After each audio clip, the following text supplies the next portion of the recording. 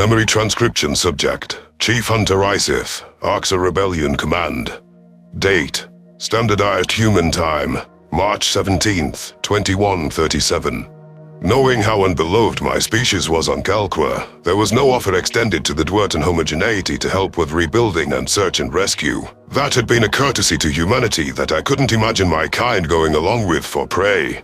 The avians didn't attempt to drive us and the humans from the system, but they only sent a formal thank you to the Otol. I wasn't sure whether the Terrans felt slighted, though I sure did.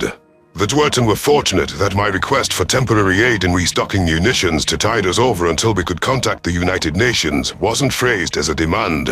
My lack of diplomatic aplomb meant it was best that I left the leaf-licking primates to deal with the fallout, especially after how the Shield-allied races behaved seeing me at the summit. A cryptic communication from Jones pointed us to a repair outpost within a day's travel, repaying our expenditures without me asking. It was strange to have our fleet congregated so far away from the central sector, since the rebellion's early focus had been pestering agents within Riss's territory. I was aware of the fact that we devoted an inordinate amount of attention to the Federation after the surprising partnership between Giznel and Nikonus was revealed. Protecting Calqua thwarted the Kolshians' primary target, and now the crux of the war hinged upon whether the Terrans' single-minded push toward Alpha could succeed. That was Zhao's third phase of the war, and rumor had it that Stage 2, cutting the conspiracy off from hundreds of allies, had been achieved through the Federation's staggering lack of cybersecurity. If humanity can get the Kolshian dynasty to surrender, then they'll be able to fight against the Dominion. Giznel knows that he is weaker than the Federation by his own admission, which is why Betterment avoided their ire. I narrowed my eyes in the briefing room. The Dominion has not been trying to win a war, yes? I think they do not know how. They have not been active since Shaz's failure at Silis, which brought shame upon the Chief Hunter's repute. It may be possible to dismantle their operations enough that it is decided not to fight humanity at all. Do you really believe that Giznel would just surrender? I'm pretty sure he wishes to keep power at all costs. Lisa responded.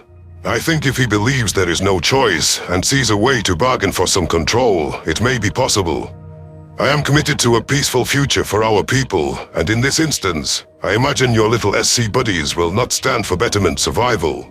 With our rebellion left outside the organization, I am concerned with ensuring our continued existence as an independent entity.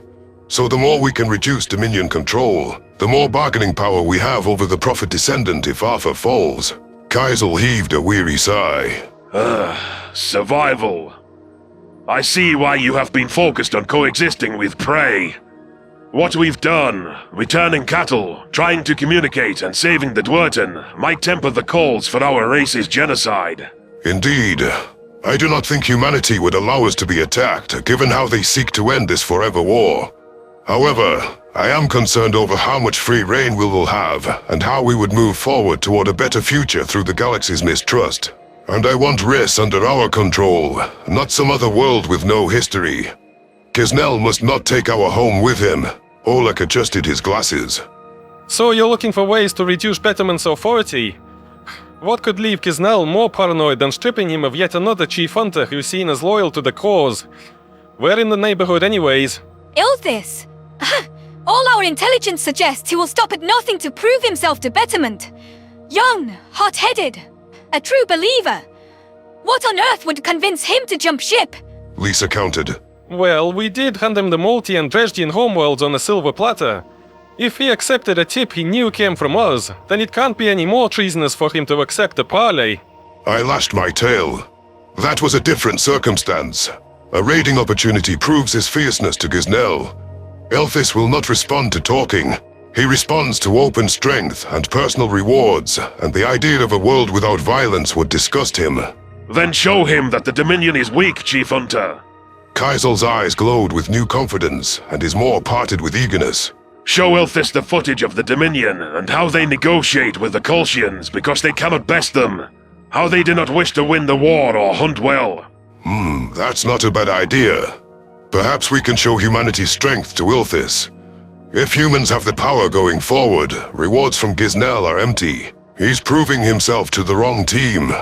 True strength isn't staying with your role to avoid being crushed by Kalimari, yes? Oleg chuckled. I'm surprised you learned that word. I listen to the babbling of you humans when it serves me.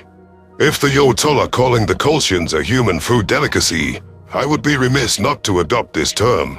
The Kalimari are responsible for the starvation of my people with the cure, regardless of where the Betterment released the cattle virus. So I have few moral quandaries about anything done to offer. I hate those leaf lickers.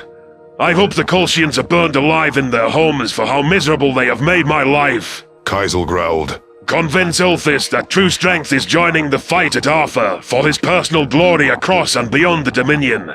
Well, the humans are en route to Arthur as we speak. All they must do is get past the border stations and systems in between.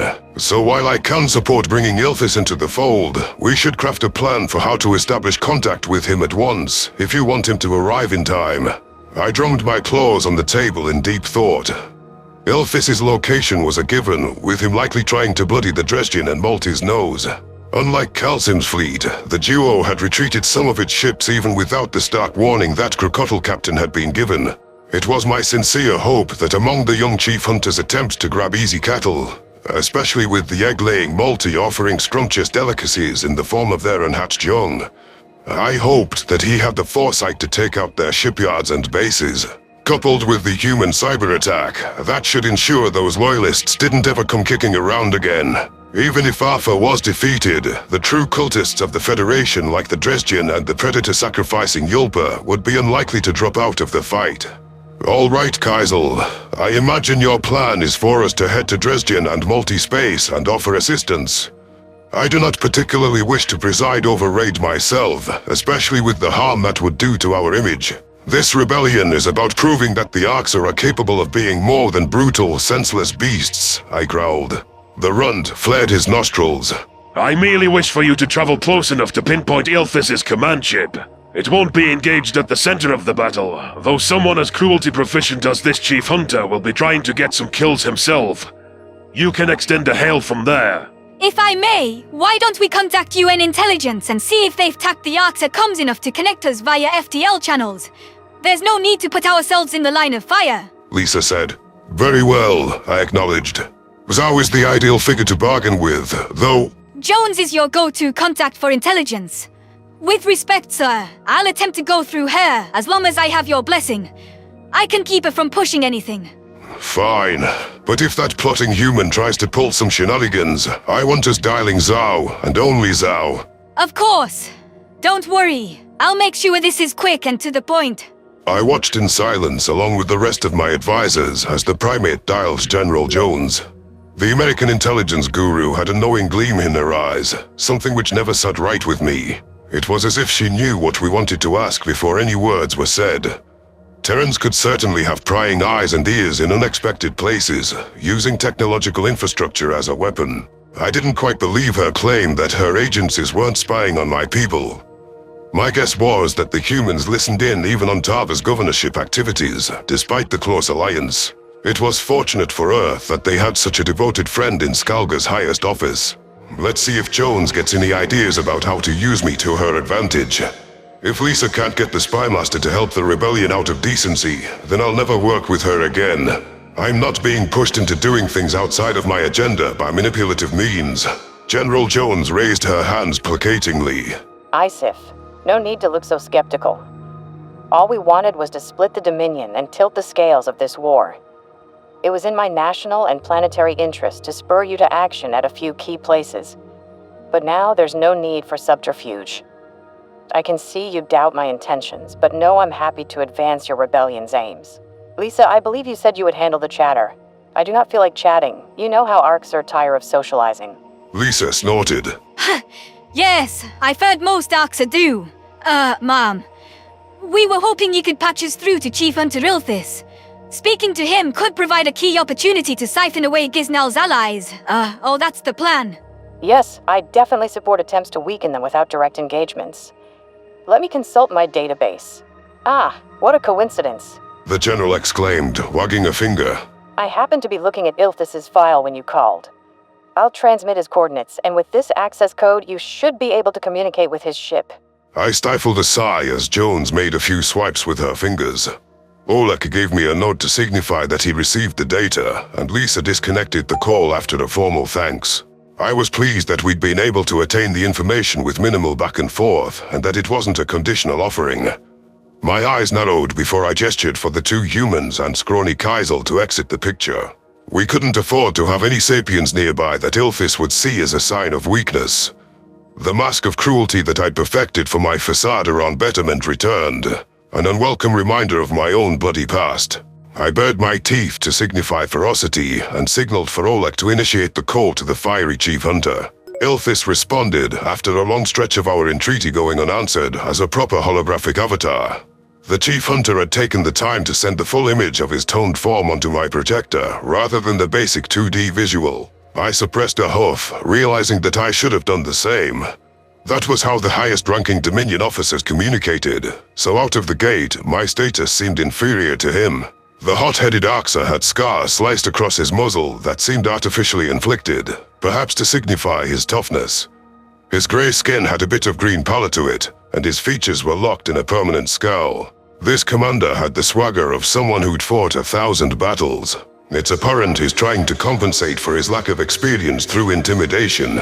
Does Ilthiss know what it is to command enough to hold up to the Kolshians?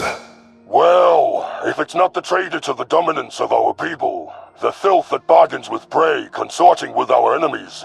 Ilthiss sneered. What is it that you want? I raised my maw in defiance. For starters, I would like some gratitude for the easy hunt I gave you. I know many things about the state of the galaxy. I also know how to position Oxa for survival and strength. You forget the first item, is that not so? I would not pass up prey and a chance to showcase my hunting ability. My raids are much crueler than yours. The best you could do was gassing Venlil schools and a few movie reels. Your raid, I'm sure, is quite impressive. That is why I wish to speak with you about more opportunities to demonstrate your talent and make a name for yourself as you seize power with the utmost prowess. Once you hear my reasons for joining our hunt and what I can offer you, you will have no doubts about which side is weak and which side is beneficial to your agenda. I have no reason to listen to your prattling, and I tire of this conversation. Words mean very little when I do not have any reason to believe you are anything but past your prime and defectively weak. This groveling to the feats of my raid acknowledges my superior cruelty with no resistance. You must prove that you are a better chief hunter than me if I am to listen to this at all. The softened-up world you placed in my jaws are the sole reason I took your call. In the interests of more feasts you may know about. A contest of strength is one I can handle. I have seen many battles and am certain that I can outmaneuver the likes of you. 1,000 of your ships versus 1,000 of mine. No tricks or subterfuge, no reinforcements for a coward's win. Just a direct confrontation in space.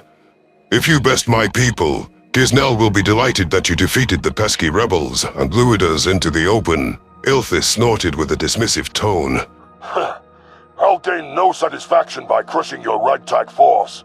It is you, the very head of power, that I doubt. I have a separate proposal. An honorable one. You come to my base without any army or backup, and we engage in ritual sword fighting. Tliskis. Unless you've forsaken your weapon ornaments. Why would I be foolish enough to come alone to your territory for a Tliski's duel? I want to show my worth by defeating the supposedly great Isith.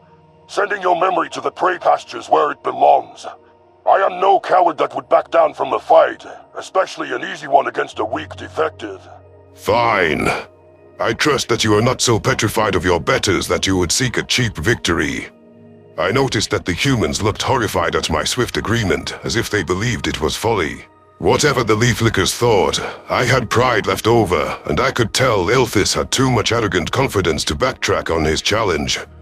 I will see you humiliated at my blade, and we will speak about why you should join me afterward.